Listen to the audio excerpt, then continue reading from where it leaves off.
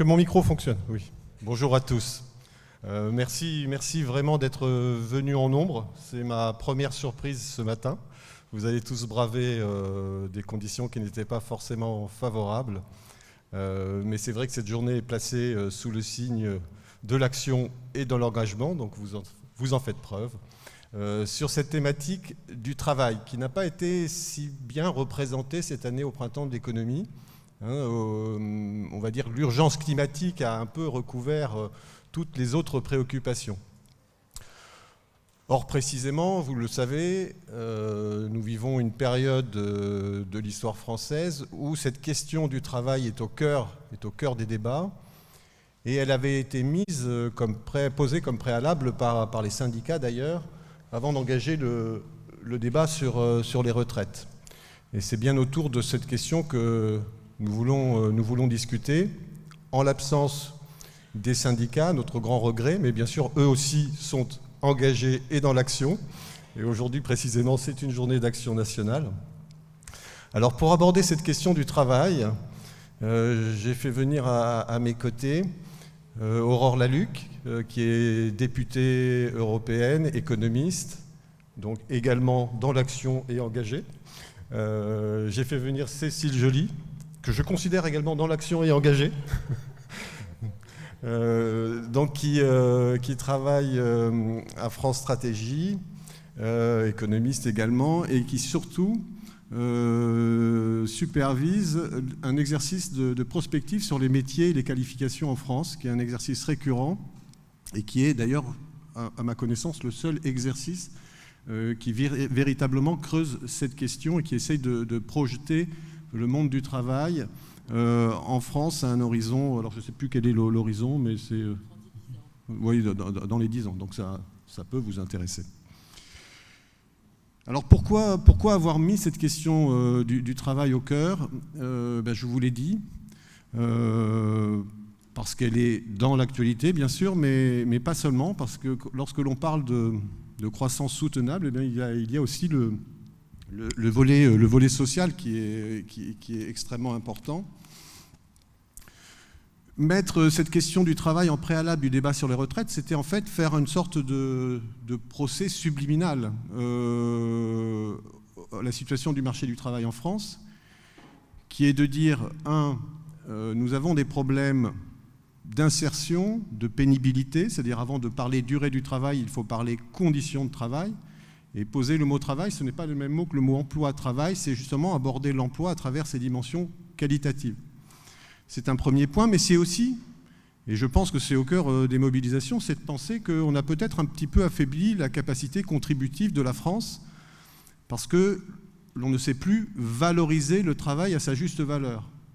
L'idée, là, est de penser que très probablement notre assiette fiscale est affaiblie par cette mauvaise reconnaissance de la valeur travail, et que quelque part, avant de demander aux personnes de travailler plus, il faudrait songer à réfléchir à ce que l'on appelle la distribution primaire, c'est-à-dire la manière dont les entreprises reconnaissent les compétences. Cette question, elle a été véritablement, elle nous a sauté aux yeux au moment du premier confinement. Elle est entrée dans le débat de manière assez passionnelle. Tout d'un coup, vous l'avez tous remarqué, la France a continué à tenir, mais elle a continué à tenir sur 15% de sa population active.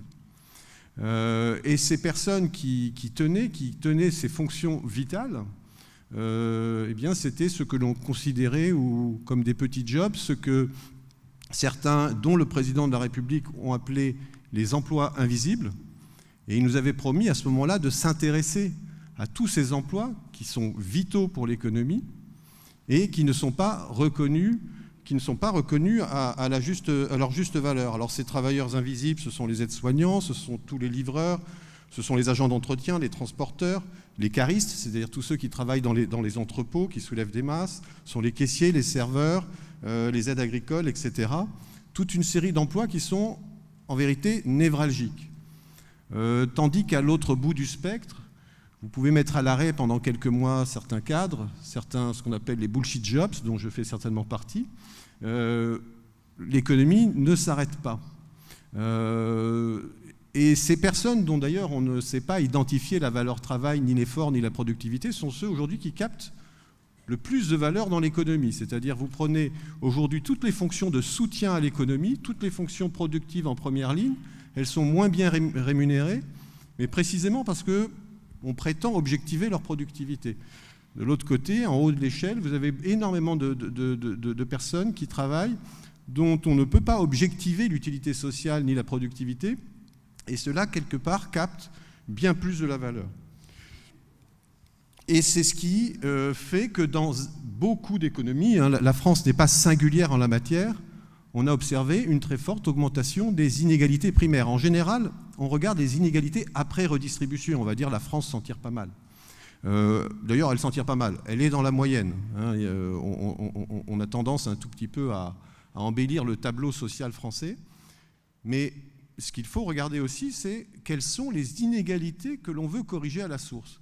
Et c'est peut-être ça aussi qui épuise nos modèles sociaux, c'est qu'à force de creuser ces inégalités primaires, d'admettre que l'on peut être rémunéré sans limite en haut de l'échelle et de sous-rémunérer ou de ne pas intégrer ou insérer toute une série de personnes, on épuise, on use les instruments de redistribution qui sont saturés. On arrive facilement à ce qu'on va appeler à des fiscalités confiscatoires. On va vous dire, ben non, on ne peut pas augmenter davantage l'impôt, parce que tout simplement, on ne s'intéresse pas au problème à sa source, qui est comment, aujourd'hui, dans l'entreprise, on valorise, on reconnaît, on identifie la véritable valeur du travail. Et très probablement, enfin bon, c'est mon idée, c'est que si la social-démocratie est en crise, c'est qu'elle promet sans cesse de réparer, a posteriori, sauf que de moins en moins de personnes pensent que cette réparation a posteriori est possible. De moins en moins de personnes y croient. Alors quand je parle de réparation, ben, ce sont des instruments qu'on connaît, c'est bien sûr tous les minima, c'est le RSA, c'est la prime d'activité, mais c'est aussi toute la politique de baisse des charges, c'est-à-dire concentrer la baisse des impôts sur les moins qualifiés, sur ceux qui travaillent à proximité du SMIC. Je ne devrais pas dire les moins qualifiés forcément, mais bon, c'est un peu un automatisme, on va dire, dans ce genre de débat. C'est aussi, on l'a vu pendant la crise du Covid, c'est l'usage massif du chômage partiel. Tous ces éléments sont vus comme de l'aide sociale.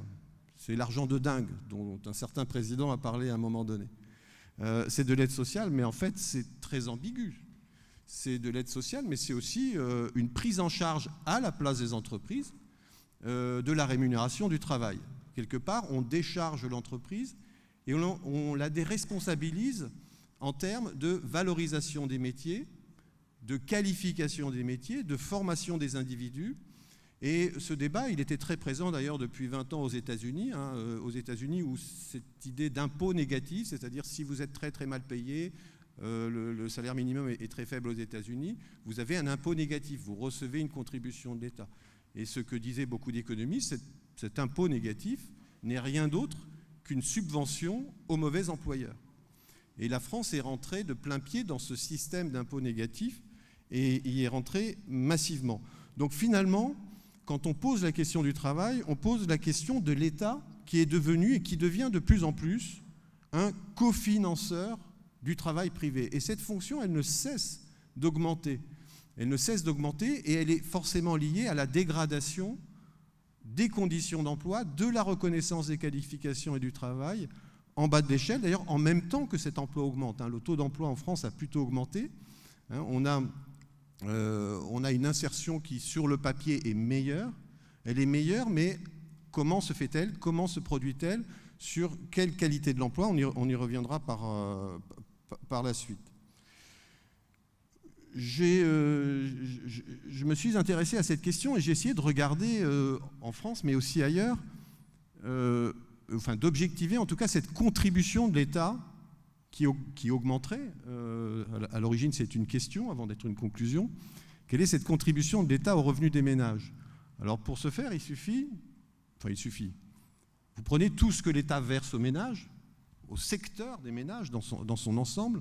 Ce qu'il verse, ce sont des allocations, ce sont des allocations sociales, ce sont des aides au logement, Ce sont... pardon ? Oui. Enfin, donc, c'est tout le versant des dépenses sociales, monétaires et en nature, c'est-à-dire aussi tous les remboursements, c'est l'accès à la santé, à l'éducation, etc. Donc ça vient en plus. Et puis après, vous retirez tout ce que les ménages versent sous forme d'impôts. Alors sous forme d'impôts, ce sont évidemment les cotisations sociales, enfin, ce n'est pas des impôts, mais on va dire, ce sont des prélèvements, ce sont tous les impôts sur le revenu. Et puis, si vous voulez aller jusqu'au bout de la démarche, vous pouvez également y intégrer la TVA que l'on peut attribuer aux ménages. Et lorsque l'on fait ce calcul, effectivement, il apparaît très clairement que depuis le milieu des années 2000, il y a un transfert net et qui augmente, qui ne cesse d'augmenter sur les ménages. Alors, ce qui est très intéressant, c'est que cette caractéristique, donc selon la manière dont on le calcule, si on y met ou non la TVA, on va dire que ce transfert représente entre 25 et 10% du revenu des ménages aujourd'hui. Alors, ce n'est pas dans un système par répartition, il n'est pas dit que l'État est contributeur net.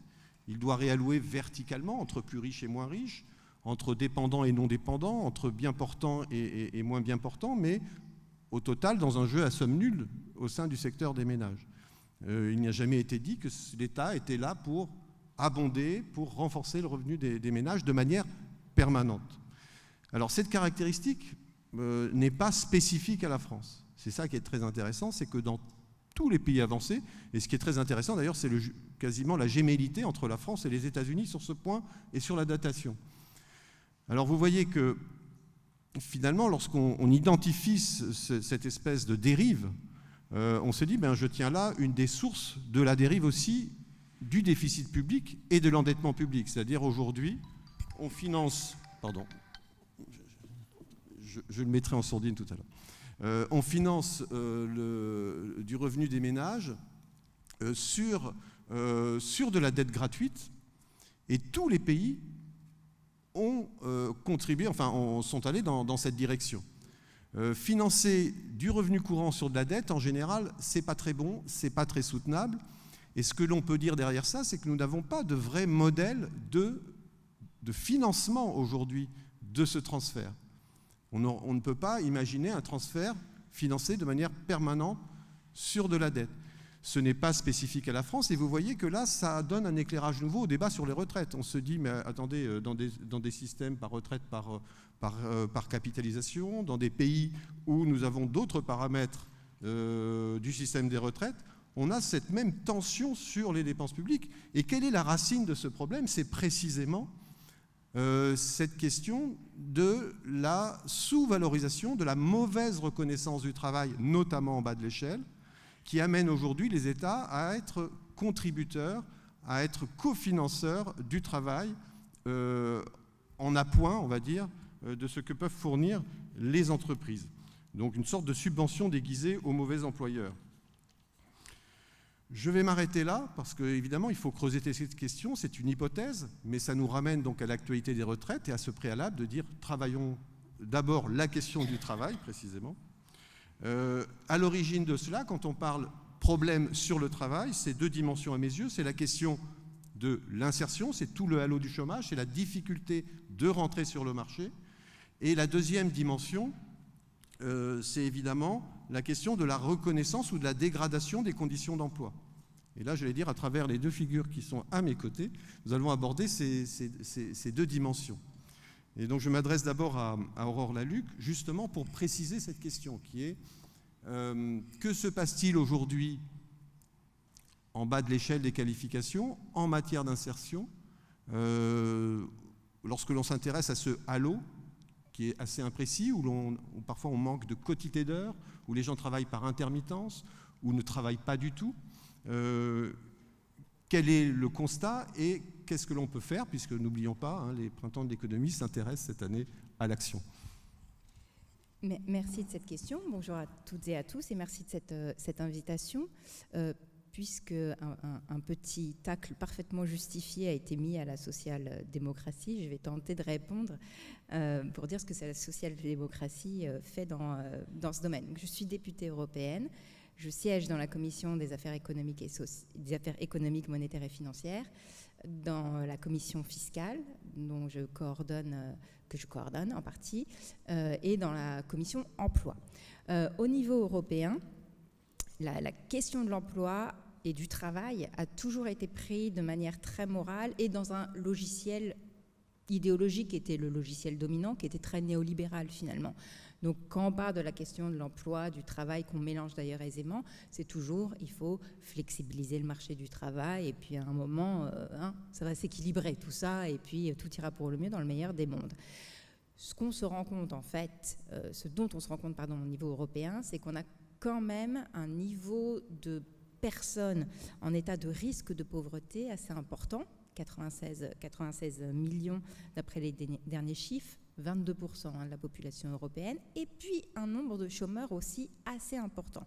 Ce qu'on note aussi, c'est que ça a tendance à s'enquister un petit peu. C'est-à-dire que les poches de chômage, on a du mal quelque part à les vider, et il y a une grosse obsession aujourd'hui qui est assez justifiée sur ce qu'on appelle les NEET, c'est-à-dire les gens qui sont sans diplôme, sans formation et sans emploi, c'est-à-dire qui sont totalement hors du système, entre guillemets, et qu'on n'arrive pas à aller chercher.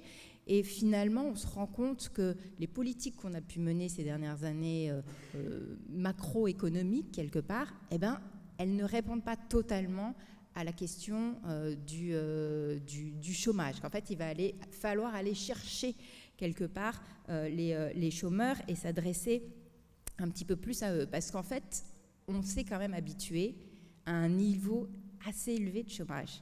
C'est ça aussi la réflexion qu'on est en train d'avoir au niveau européen. C'est-à-dire que, et ça rejoint ce que disait Olivier Passé, c'est-à-dire que finalement, oui, on est habitué à ce qu'il y ait du chômage. Donc on essaye de trouver des solutions qui ne sont pas des solutions puisqu'elles sont ex post. Comment on traite un petit peu le symptôme?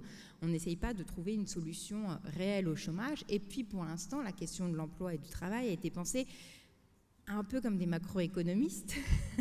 C'est-à-dire que quand on est macroéconomiste, on pense en termes de flux finalement. Hein. On se dit, voilà, là j'ai des chômeurs, j'ai des gisements en termes d'investissement, je vais prendre des flux de chômeurs, je vais les mettre, je vais caricaturer, dans le gaz, dans le pétrole, etc., ça va fermer. Là, j'ai du renouvelable, je vais faire varier les flux, puis tout ira bien.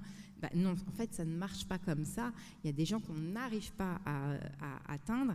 Et il y a un économiste que vous connaissez sans doute, qui s'appelait John Galbraith, qui disait toujours, on peut déverser des milliards sur le sol américain, il était américain.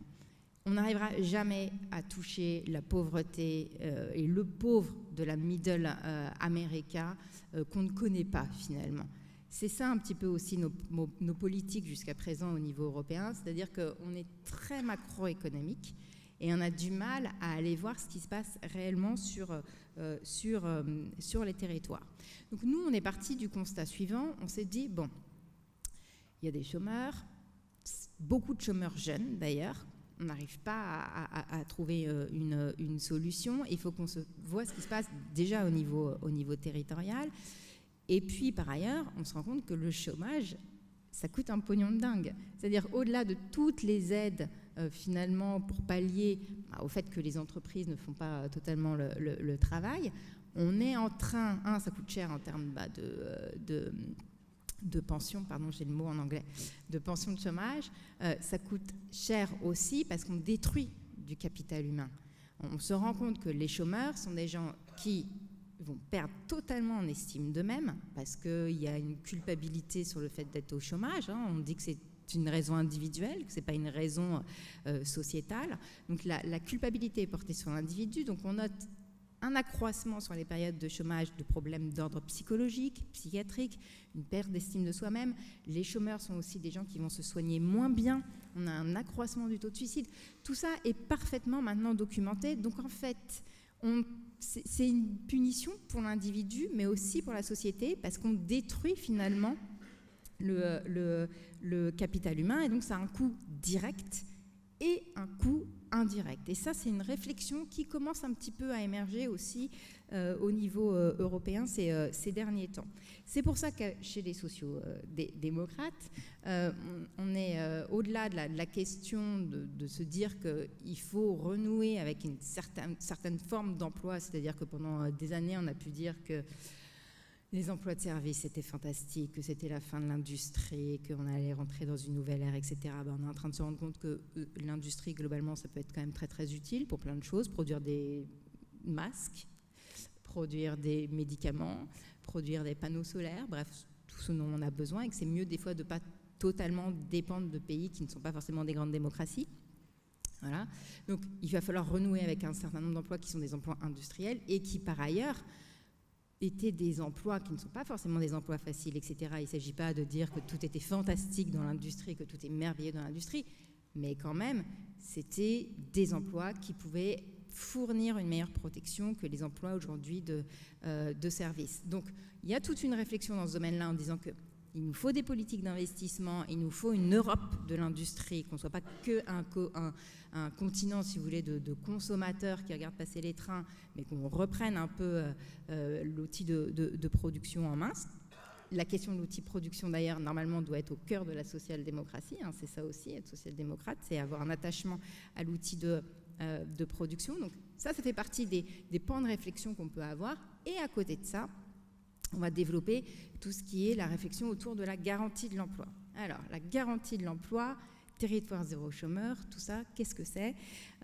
Ça vient de 3 endroits différents.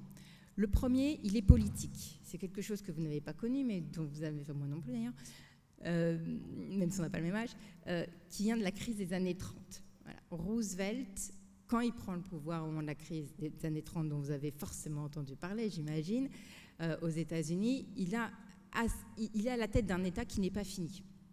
Voilà, il n'est pas fini. Il n'y a pas d'État fédéral totalement aux États-Unis à cette époque-là. Il y a encore moins d'État-providence et il doit faire face à une crise monstrueuse. Son sujet est politique. Son sujet est de se dire, mince, comment je vais faire pour que les hommes de moins de 30 ans ne tombent pas dans la délinquance. C'était ça, en fait, son grand sujet. Et il va créer ce qu'on appelle les CCC. C'est une sorte de garantie de l'emploi. Vous étiez un homme, vous aviez moins de 30 ans, vous aviez le droit à un emploi. Et c'est comme ça que vont être créés aux États-Unis les parcs nationaux, qui sont aujourd'hui des gisements de croissance, parce qu'il y a beaucoup d'activités touristiques autour de ça. C'est comme ça, en fait, que vont être plantés des milliards d'arbres, parce qu'il y avait eu par ailleurs un problème de sécheresse terrible aux États-Unis juste avant cette crise. C'est comme ça que va être fait ce qu'on appelle la Tennessee Valley. En fait, il y a beaucoup d'infrastructures, notamment écologiques, aux États-Unis, qui vont être créées à cette période-là. Donc, il va répondre à un problème politique avec cette garantie de l'emploi. L'autre élément de réflexion qu'on a pu avoir, ça vient d'un économiste qui n'était pas le plus simple au monde, qui s'appelle Minsky. Minsky était un obsédé de la stabilité. Alors, sa obsession dans la vie, c'était la stabilité. On a tous chacun nos obsessions. Lui, c'était la stabilité économique, la stabilité financière et l'inflation.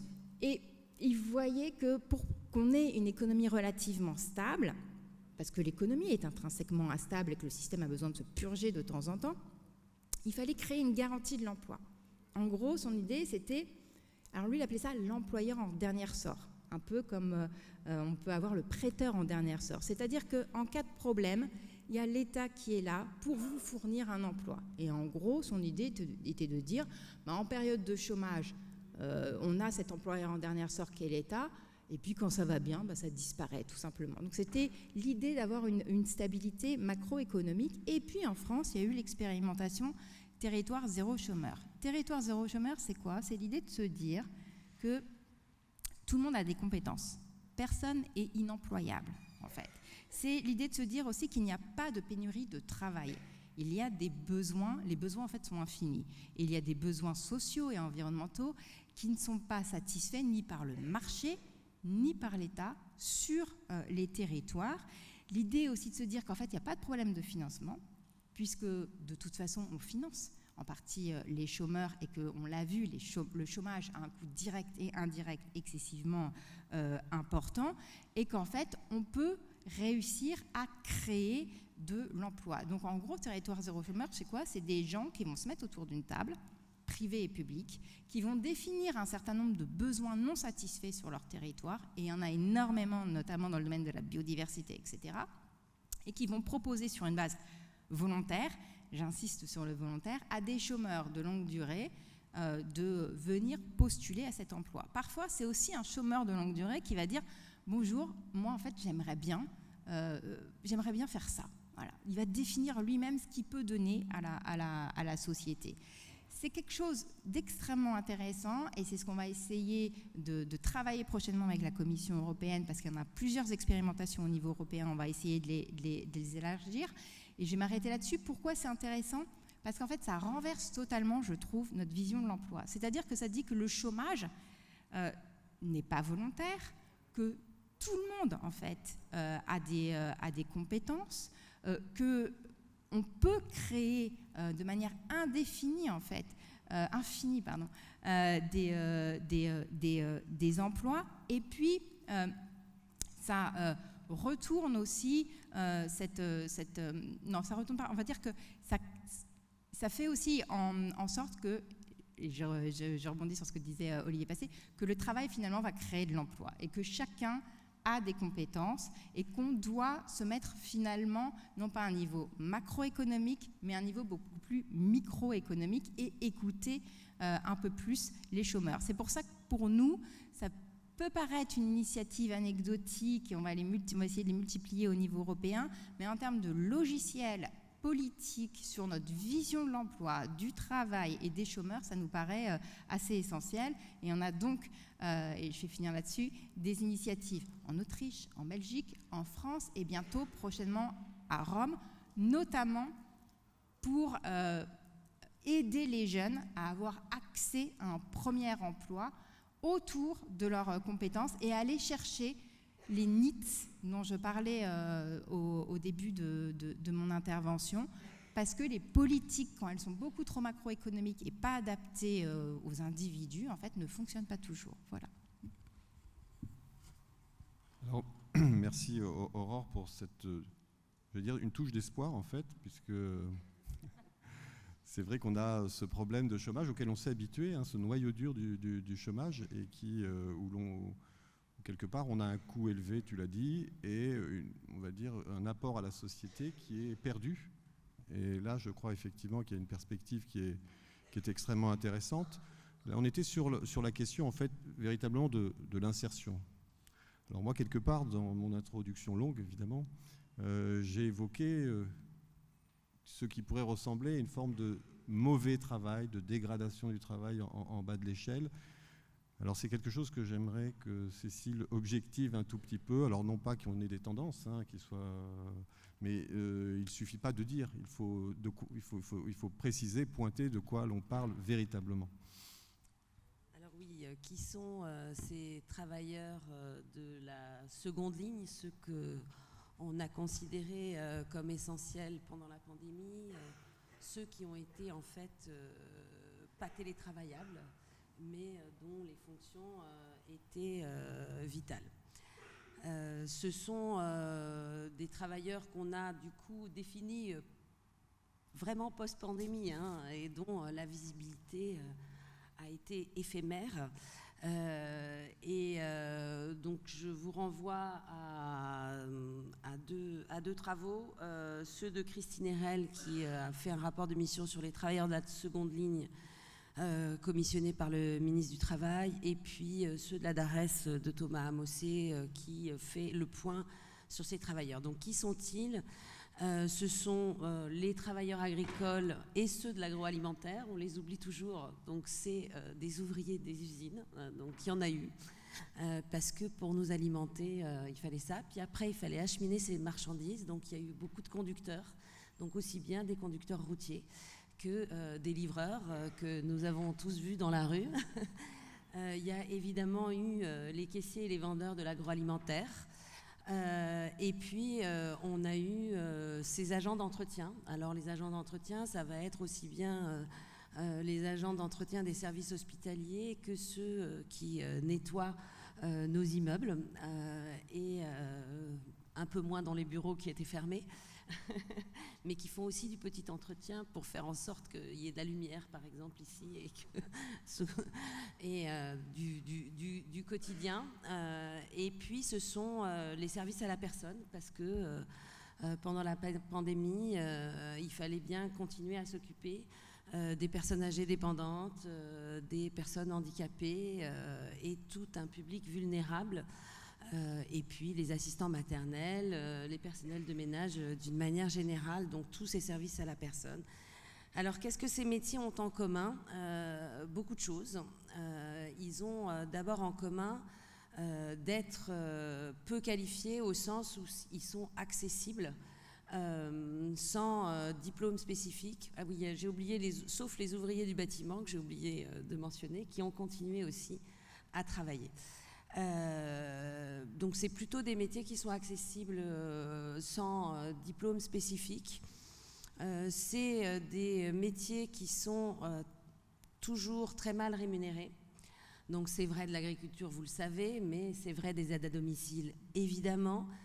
C'est vrai des agents d'entretien, c'est vrai des caissiers, qui font partie du bas de l'échelle des salaires.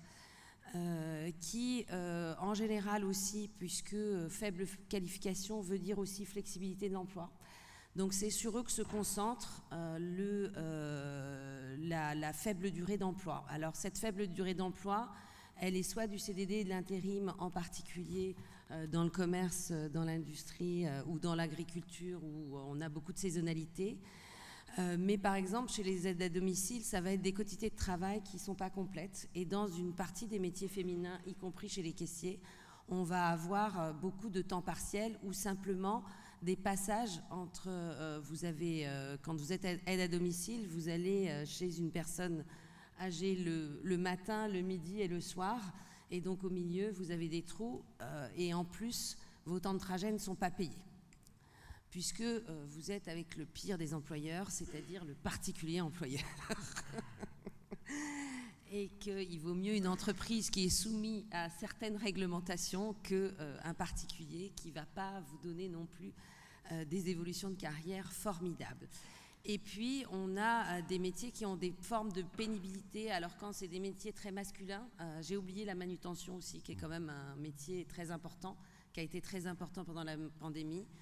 Donc c'est des métiers qui, dans la manutention, dans le bâtiment, dans l'agriculture, qui sont des métiers à la pénibilité physique. Et les ouvriers de la manutention, c'est ceux qui partent le plus tôt du marché du travail pour invalidité, parce qu'on a beaucoup de handicaps physiques. Et puis du côté, au contraire, des métiers qui sont en contact avec le public, qui sont plutôt des métiers féminins, c'est plus les risques psychosociaux qui sont en jeu dans ces métiers. Donc effectivement, on a des choses qui racontent une forme de pénibilité et de précarisation, avec des différences, puisqu'on peut avoir des trappes à précarité parmi ces métiers. Et effectivement, dans les agents de sécurité, les agents d'entretien, les aides à domicile. Et puis dans le bâtiment, en revanche, on peut avoir des trajectoires qui sont des trajectoires ascendantes, en faisant des passages fréquents par le chômage, mais courts. Et même si le bâtiment, c'est un métier où on a beaucoup de flexibilité de l'emploi, puisque, comme chez les livreurs, on va avoir à la fois des gens qui sont en CDD ou en intérim et des micro-entrepreneurs très fragiles. Tu aurais pu parler aussi des horaires décalés. Alors voilà, j'ai oublié, effectivement, dans la pénibilité, tous ces métiers ont des horaires atypiques. Donc, ils travaillent très tôt le matin pour nettoyer les bureaux, très tard le soir, le week-end, puisque effectivement, dans la manutention, on fait beaucoup de choses dans les entrepôts pour livrer le lundi matin dans les commerces ou chez les particuliers.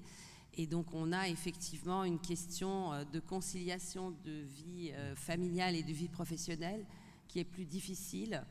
Ce qui fait aussi qu'aujourd'hui, dans les enquêtes, ce que les enquêtes conditions de travail montrent, c'est que c'est parmi ces métiers que les gens disent qu'ils ne pourront pas travailler très tard. Alors, qu'est-ce qu'on a en la matière pour objectiver ce sentiment, en tous les cas, de dégradation des conditions de travail? C'est un sujet qui revient en permanence, donc on sait que la montée de certains emplois de service peut amener une certaine dégradation des conditions de travail. Mais qu'est-ce que l'on sait en fait sur les conditions de travail en France? Alors, on a une enquête qui est menée par la DARES depuis très longtemps, qui s'appelle l'enquête conditions de travail, et puis il y a une enquête européenne qui est similaire et qui s'appelle aussi une enquête conditions de travail et qui est réalisée dans tous les pays européens. Et donc, on a en France, on a plutôt une augmentation de la charge de travail. C'est ça qu'on observe dans les enquêtes conditions de travail, même si on peut avoir une amélioration. Et quand on regarde au niveau comparatif, puisque c'est là où c'est intéressant finalement, c'est la France dans tous les facteurs de pénibilité que j'ai évoqués. Alors effectivement, c'est le temps de travail, c'est la charge de travail, c'est la charge mentale, c'est la pénibilité physique. La France est très mal classée et elle a une pénibilité du travail qui est plus forte que les autres pays européens et beaucoup plus forte. Donc ce que le Eurofound appelle le travail tendu, c'est toutes ces caractéristiques de la mauvaise qualité de l'emploi en fait, est particulièrement représentée en France et donc c'est un souci. Et c'est un souci évidemment avec l'allongement de la durée d'activité et d'une manière générale le vieillissement de la population, puisque quoi qu'on fasse, même si on part en retraite plus tard, de toute façon la population active vieillit et surtout la population active elle va cesser de croître en France. Donc il faut bien voir qu'on est dans une perspective démographique singulière où on a eu la chance en France par rapport à nos voisins européens d'avoir une croissance de la population active assez sensible qui a permis un renouvellement et que ces heures ne sont pas terminées, mais enfin on approche de la fin.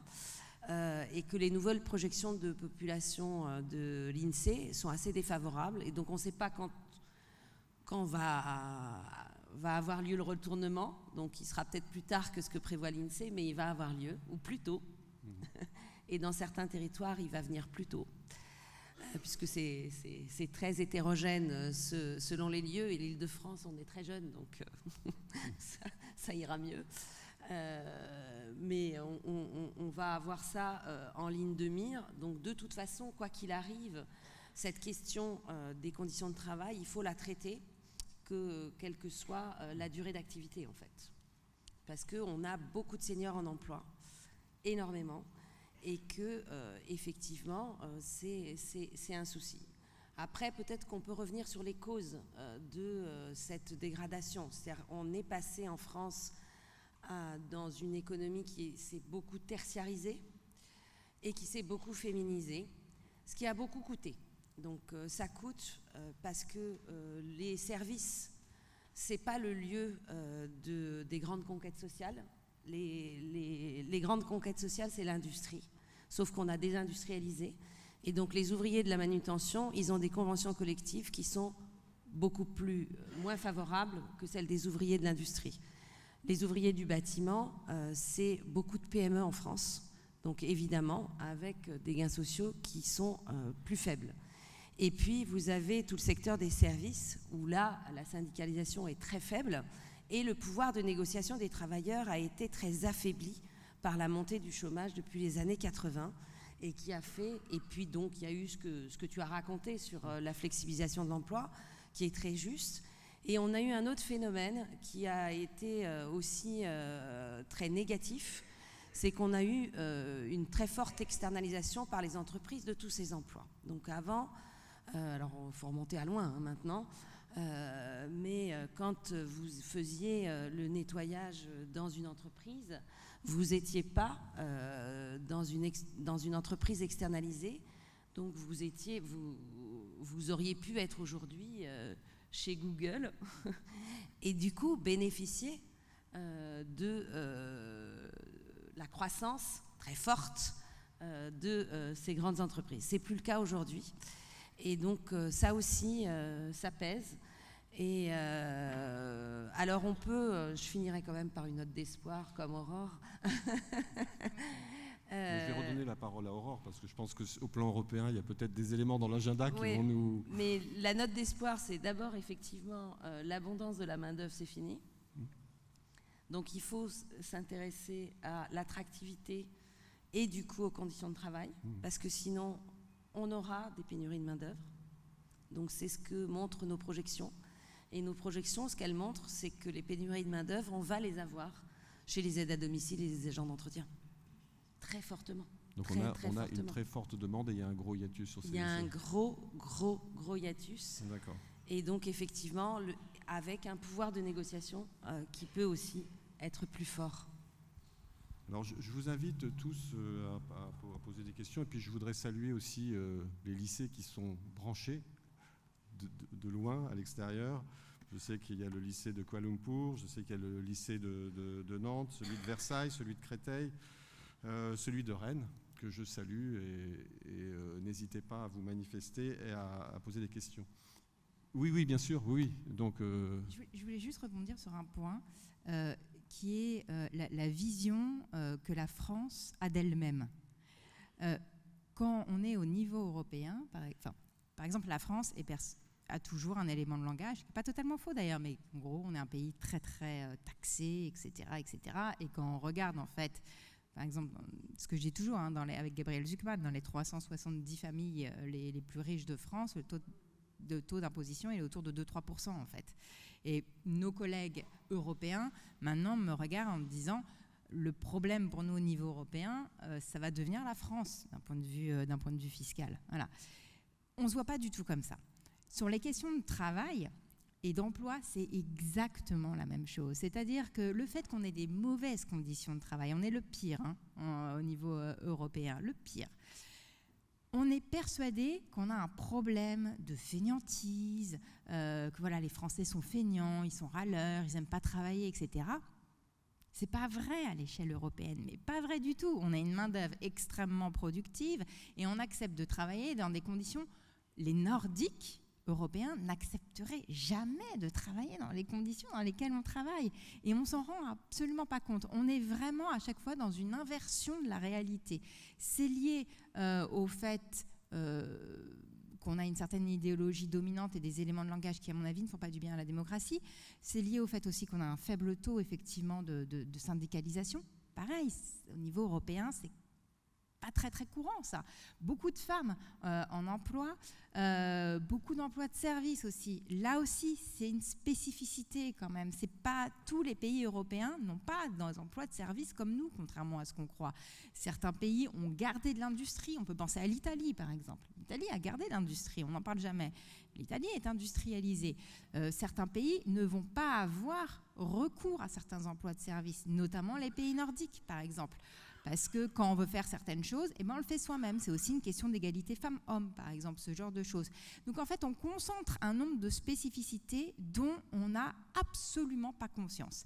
Et ce serait bien un jour qu'on en prenne un tout petit peu plus conscience, parce qu'effectivement, on est un pays en fait qui est très attaché à la question du travail, qui est très travailleur, qui a une vision quasi morale du travail, et on arrive à donner l'impression absolument contraire au niveau européen, et on arrive à s'en persuader d'ailleurs nous-mêmes. Voilà. Il faudrait qu'on regarde avec un peu plus de justesse notre rapport au travail, la question de l'emploi, la réalité aussi de notre tissu économique. J'avais un collègue économiste qui disait tout le temps, si on était aussi peu productif que les Allemands, en fait on n'aurait pas de problème de chômage. Et c'est vrai, voilà, on est toujours persuadé que dans les clichés nombreux qu'on peut avoir sur les Allemands, et Dieu sait qu'on peut en avoir, que les Allemands sont très travailleurs, très disciplinés, etc., etc. Mais en fait, quand on voyage et quand on regarde les structures autour, non. Les magasins, par exemple, les lieux de visite ouvrent très très tard en France. À Washington, les musées, ils ferment à 4 heures. Vous imaginez un musée en France qui ferme à 16 heures. Ça n'existe pas, en fait. Donc il faut qu'on se regarde... faut qu'on se regarde avec un peu plus d'objectivité aussi, je crois, pour améliorer notre situation vis-à-vis du travail, de l'emploi et économique. Merci Aurore d'avoir rappelé que la France pourrait passer à la semaine de 4 jours et maintenir et avoir le même niveau de production par tête que beaucoup d'autres pays européens. Effectivement, c'est un point qui est ignoré.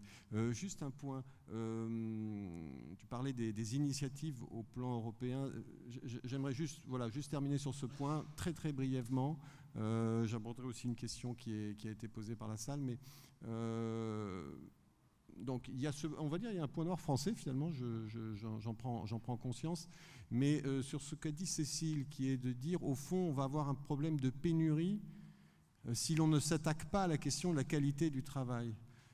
Comment ça s'inscrit aujourd'hui dans l'agenda européen? Est-ce que non?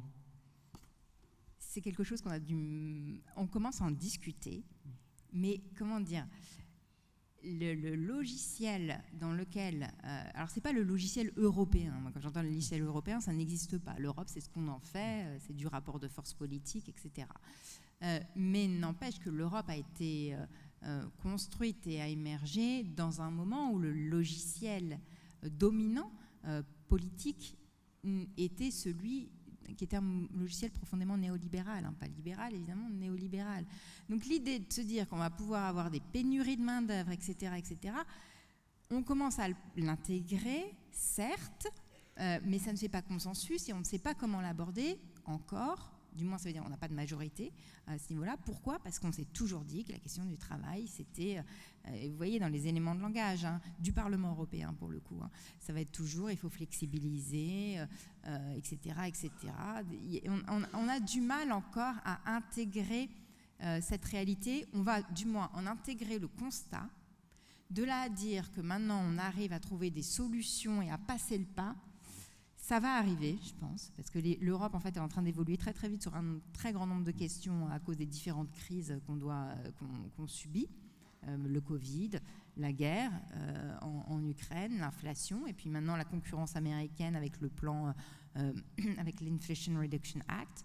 Donc il y a une évolution, mais de là à dire qu'on va avoir quand même qu'on va avoir dans quelques mois une solution, je trouve qu'on est encore pauvre. Voilà, il y a un deuil à faire.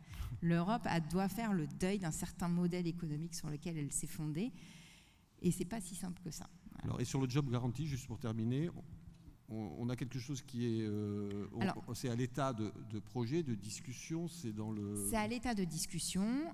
Chez les sociodémocrates, je pense que ça fera partie. Les élections européennes vont arriver. C'était un sujet qui n'était pas connu, pour dire que ça va quand même vite. 5 ans, ça peut paraître long. Moi, quand je suis arrivée au Parlement européen, ce sujet n'était pas connu. Là, on est en train de monter un projet pilote, justement avec la Commission européenne, pour faire en sorte d'avoir un accès au financement et multiplier ces projets sur le territoire européen. Je pense que ça fera partie des éléments de la campagne des sociodémocrates. Voilà, ça paraît pas grand-chose comme ça, mais en fait, ça a évolué assez vite sur ce sujet. Donc, à voir après ce que ça va donner. C'est l'Europe, donc ce sont des majorités politiques. Si on ne vote pas bien aux élections, il n'y a pas de garantie de l'emploi. Alors, Cécile, j'ai une question de la salle qui va intéresser la prospectiviste, qui est cette incontournable question qu'on abordera encore cet après-midi, mais qui est celle du digital et du numérique, avec un sous-entendu, puisque ça va laminer et bouleverser les conditions d'emploi, et que moi j'ai dit quelque part qu'on avait une base fiscale qui était en train de s'évaporer. Qu'est-ce qu'on peut dire sur cette question? Moi j'ai ma vision, mais je préfère faire appel à la vraie professionnelle de la question. Alors le digital et l'automatisation, c'est une question en fait ancienne. Il faut toujours se rappeler que le premier métier qui a été affecté par l'automatisation, c'est le métier de secrétaire. Donc depuis les années 80, les effectifs de secrétaires déclinent, mais ils n'ont jamais disparu. Donc je voudrais démythifier le fait que des métiers disparaissent et que des métiers complètement nouveaux apparaissent.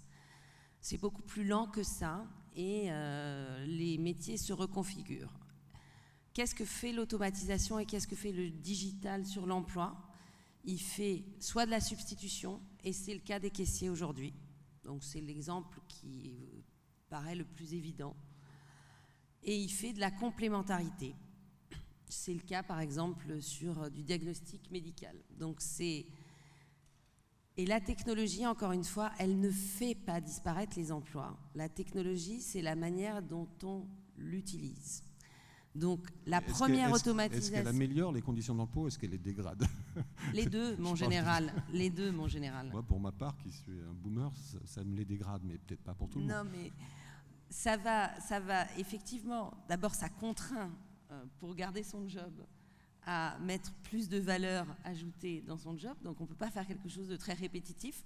Dès que c'est répétitif, c'est automatisable. Et effectivement, ça accroît la charge mentale, en fait. Le fait qu'on est obligé de gérer, en fait, beaucoup plus de choses qu'on ne gérait avant. Donc ça, c'est la productivité, peut-être, j'en sais rien. Macroéconomiquement, ça ne se voit pas, mais ça, c'est certain. Mais en tout cas, et normalement, mais ça libère aussi du travail. Donc moi, je donne aussi toujours l'autre exemple, qui est celui des guichetiers. Donc avant, dans les banques, avant qu'on ait de distributeurs de billets, il y a eu un temps que les moins de 20 ans ne peuvent pas connaître, où il y avait des gens dans les banques qui donnaient des billets. Et donc on a automatisé ça, hop.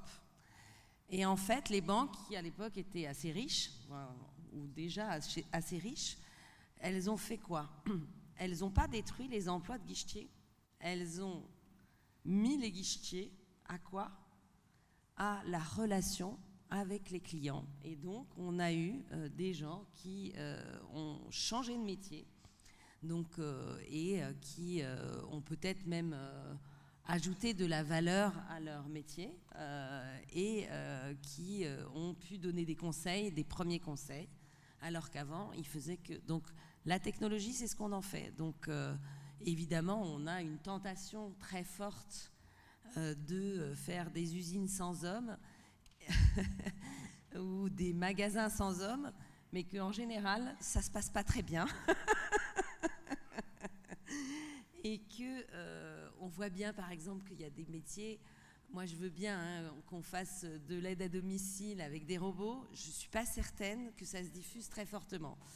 Donc on a des réticences et on a des relations humaines qui sont nécessaires. Et voilà, donc c'est la vie des métiers et de leur reconfiguration permanente. Alors je voudrais laisser une chance à la salle si vous avez peut-être une question qui n'est pas passée par le canal de WhatsApp. Est-ce que quelqu'un, on se rapproche de l'heure de fin de la séance? Est-ce que quelqu'un a envie de poser une question? Je suis prêt à lui lancer mon micro. On a des gens. Pardon? Non. On a des questions? Non.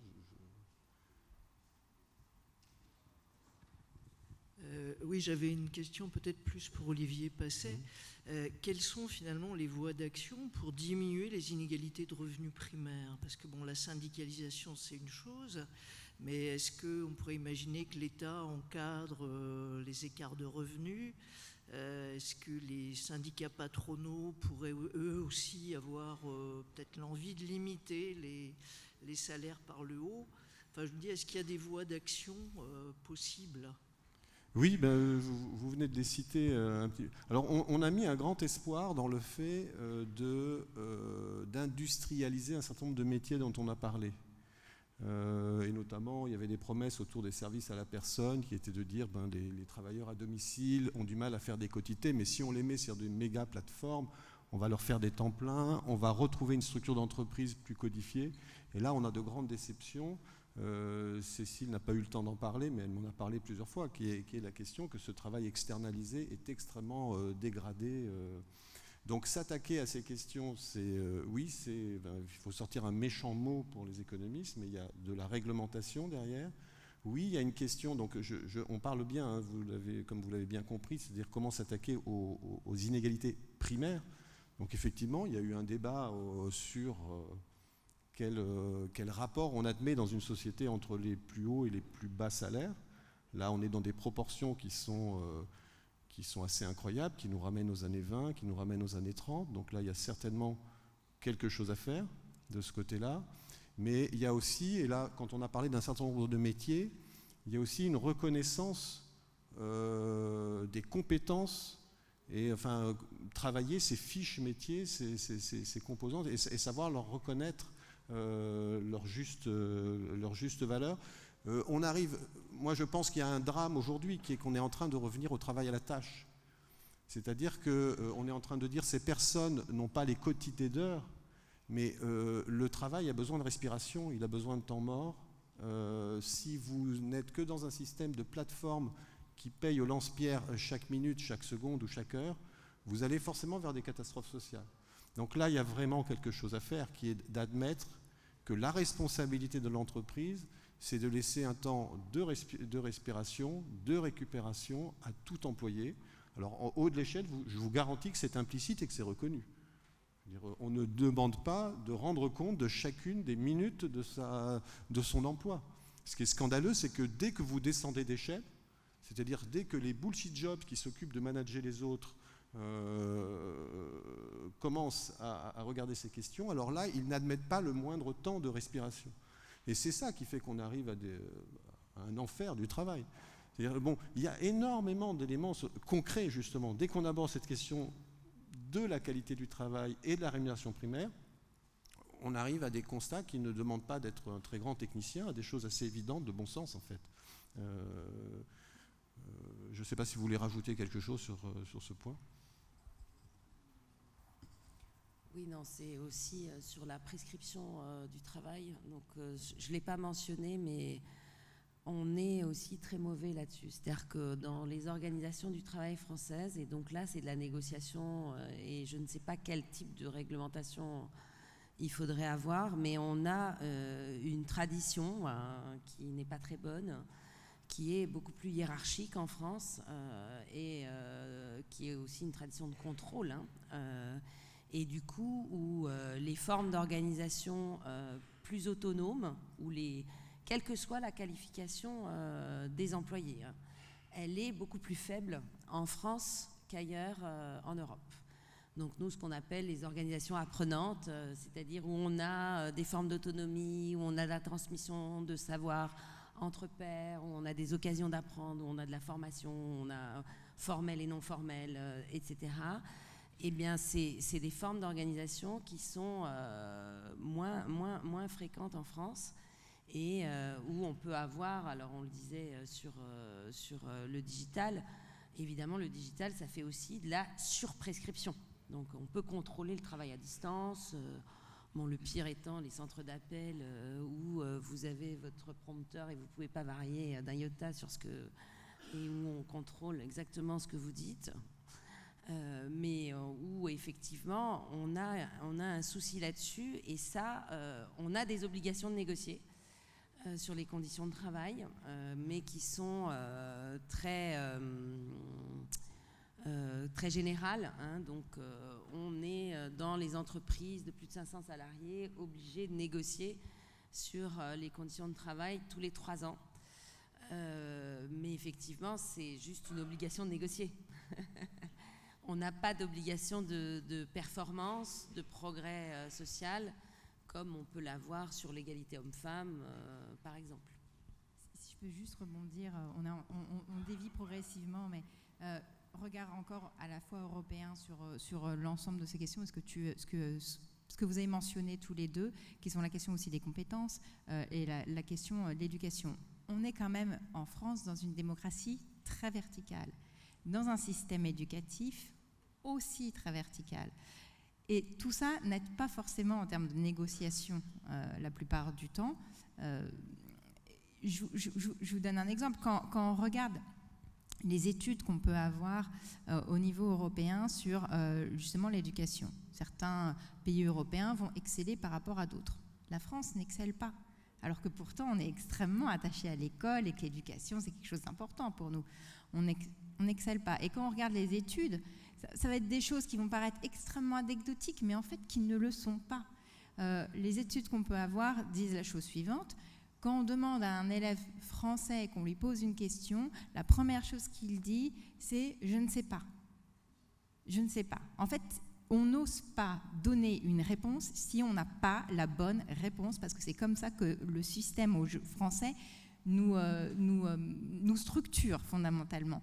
Et quand on a des discussions et des échanges avec un certain nombre de profs au niveau international ou européen, ils nous disent tous la difficulté qu'on va avoir avec les élèves français, c'est de leur expliquer, il ne s'agit pas de savoir, il s'agit d'essayer, et c'est quelque chose de totalement bloquant et d'incompris. Ça paraît anecdotique, ça l'est absolument pas en fait pour la suite, parce que ça va se transmettre tout au long de la vie, et notamment dans le rapport au travail et dans les rapports hiérarchiques où on est beaucoup moins en collaboration finalement, et je ne dis pas encore que les autres systèmes, une nouvelle fois que tous les autres systèmes sont parfaits, mais on va être beaucoup moins dans la collaboration, dans la proposition, etc. Et ça peut créer des choses qui sont très bloquantes et problématiques ensuite.